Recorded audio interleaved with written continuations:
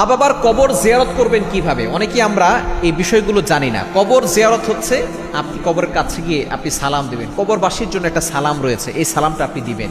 বিশেষ করে যদি আপনি কবর জিয়ারত করতে নাও যান, দূর থেকেও যদি আপনি আপনার মা বাবার জন্য দোয়া করেন, সেই দোয়াটাও আপনার মা বাবা পেয়ে যাবে, তাদের কবরে পৌঁছে যাবে। আপনি যেখান থেকে দোয়া করেন সেখান থেকেই আপনার মা বাবার কবরে পৌঁছে যাবে। অথবা আপনার আত্মীয় স্বজন যে কেউ দুনিয়া থেকে বিদায় নিয়েছেন, আপনি তাদের জন্য দোয়া করবেন।